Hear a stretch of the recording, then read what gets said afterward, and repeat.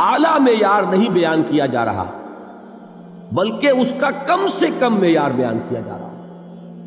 میں ذرا توجہ دلاؤں گا اس بات کی طرف. سطحی طور پر ذرا ہو سکتا ہے کہ اس میں کوئی مغالطہ پیش آ جائے. تقابل کیجئے ذرا. ایک سورۃ العصر ہے، والعصر ان الانسان لفی خسر الا الذین آمنوا وعملوا الصالحات وتواصوا بالحق وتواصوا بالصبر. ایک سورۃ التین ہے، والتین والزیتون وطور سینین وہذا البلد الامین لقد خلقنا الانسان فی احسن تقویم ثم رددناہ اسفل سافلین الا الذین آمنوا وعملوا الصالحات فلہم اجر غیر ممنون. اب ان کا تقابل کیجئے. سورۃ العصر یہ بتا رہی ہے کہ سب لوگ تباہی میں ہیں سوائے ان کے جو 4 شرطیں پوری کریں. سورۃ التین میں اول تو صرف 2 شرطیں بیان ہوئی، 2 بیان نہیں ہوئی. کام ہلکا ہو گیا نا، آسان ہو گیا. یہاں 4 ہیں، ایمان، عمل صالح، تواصی بالحق، تواصی بالصبر. وہاں ہے ایمان اور عمل صالح صرف. نمبر 2 یہ کہ وہاں فرمایا گیا فَلَهُمْ أَجْرٌ غَيْرُ مَمْنُونَ، ان کے لیے تو بہت بڑا اجر ہے جس کا سلسلہ کبھی منقطع نہیں ہوگا. اور یہاں کہا جا رہا ہے وہ کامیابی ناکامی سے بچ جائیں گے. مستثنیٰ ہے کس سے؟ ان الانسان لفی خسر. یہ بالکل ایسے ہی ہے جیسے کہ کسی کو آپ بچے کو، طالب علم کو کہیں محنت کرو، کوشش کرو، فرسٹ ڈویژن میں پاس ہو جاؤ گے. اور کسی سے آپ یہ کہیں کہ محنت کرو، کوشش کرو ورنہ فیل ہو جاؤ گے. اب ان دونوں کے درمیان جو فرق ہے وہی فرق ہے سورۃ التین میں اور سورۃ العصر. سورۃ العصر ناکامی سے استثناء کو بیان کر رہی ہے اور وہاں 4 شرطیں ہیں، اور سورۃ التین یہ اعلیٰ درجات کا بیان ہو رہا ہے اور 2 شرطیں ہیں. اس کو قرآن مجید کی اصطلاحات سے بھی اللہ کرے کہ آپ واقف ہو جائیں. ایک کو ہم کہیں گے کہ ایک پر انذار کا رنگ ہے اور دوسرے پر تبشیر کا رنگ ہے. یہ 2 الفاظ بارہا آپ نے پڑھے ہوں گے. سورہ بنی اسرائیل میں فرمایا حضور سے مخاطب ہو کر وَمَا أَرْسَلْنَاكَ إِلَّا مُبَشِّرًا وَنَذِيرًا، اے نبی ہم نے نہیں بھیجا آپ کو مگر بشارت دینے والا اور خبردار کرنے والا بنا کر. سورہ کہف میں جمع کے صیغے میں آیا وَمَا نُرْسِلُ الْمُرْسَلِينَ إِلَّا مُبَشِّرِينَ وَمُنذِرِينَ، ہم نہیں بھیجتے رہے اپنے رسولوں کو مگر مبشر اور نذیر بنا کر. حضور کے بارے میں فرمایا اِنَّا أَرْسَلْنَاكَ شَاهِدًا وَمُبَشِّرًا وَنَذِيرًا. جمع کے صیغے میں سورہ نساء میں فرمایا رُسُلًا مُبَشِّرِينَ وَمُنذِرِينَ لِئَلَّا يَكُونَ لِلنَّاسِ عَلَى اللَّهِ حُجَّةٌ بَعْدَ الرُّسُلِ وَكَانَ اللَّهُ عَزِيزًا حَكِيمًا. ایک ہے ابشار، بشارت دینا، ایک ہے انذار، خبردار کرنا. اور آپ کو معلوم ہے کہ کسی بھی تربیت کے اندر ان دونوں چیزوں کی ضرورت ہے. کبھی ایسا ہوتا ہے کہ ڈانٹ ڈپٹ کی ضرورت پیش آتی ہے، دھمکی کی ضرورت پیش آتی ہے، باز آ جاؤ، اپنے رویے کو درست کرو ورنہ پکڑ ہوگی، سزا ملے گی.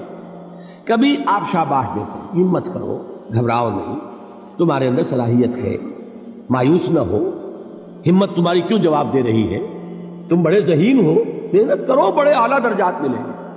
قرآن مجید میں یہ دونوں رنگ ہیں جو اختیار کیے گئے، ایک تبشیر کا رنگ ہے، ایک انذار کا رنگ.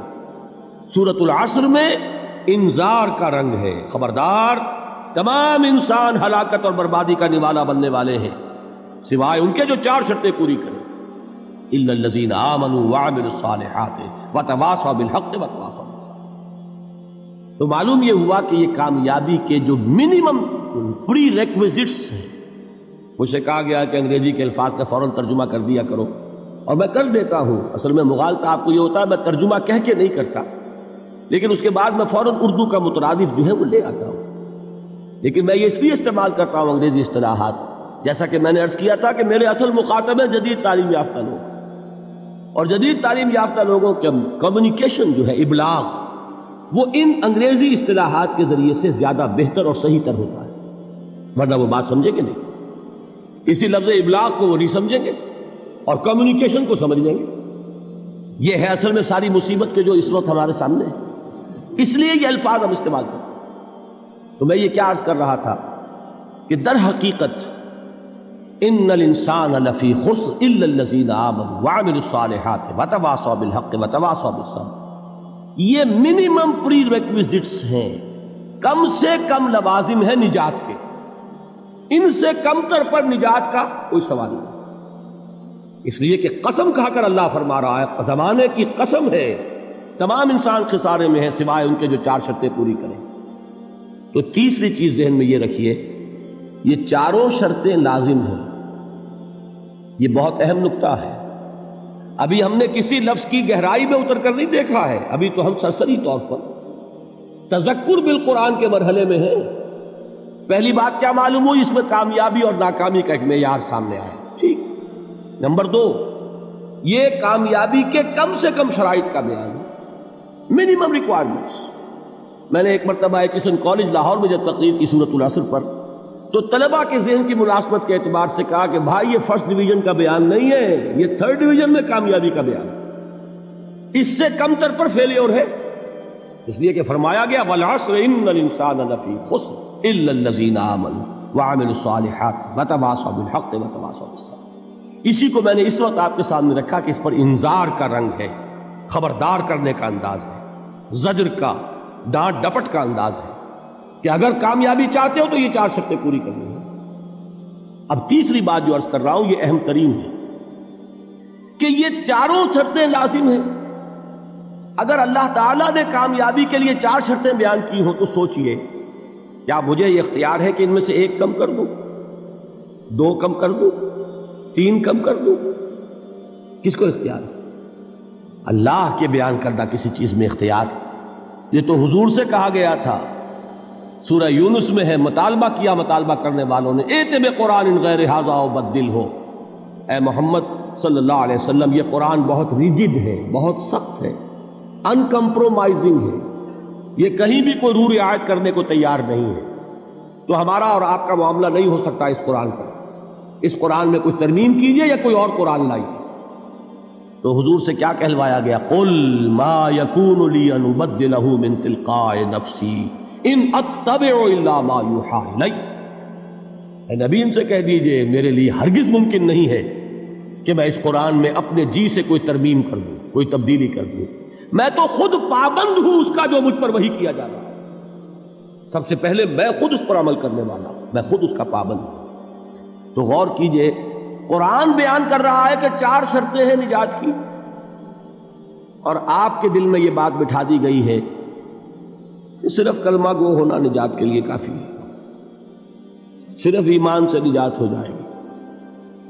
یہ بات جو ہے ذہن میں رکھیے، ایک نجات وہ ہے جو ہزار برس تک جہنم میں کوئلہ بننے کے بعد نجات ہو، میں اس نجات کی بات نہیں کرتا، وہ نجات تو ملے گی یقیناً۔